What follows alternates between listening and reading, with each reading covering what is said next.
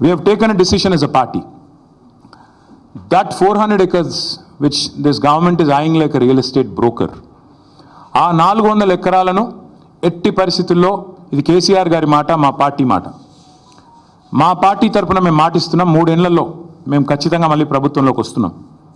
ప్రభుత్వంలోకి వచ్చిన తర్వాత మేము ఆ 400 ఎకరాలని మొత్తం హైదరాబాద్లో, మొత్తం తెలంగాణలోనే అతి పెద్ద ఈకో పార్క్గా ఏర్పాటు చేస్తాము.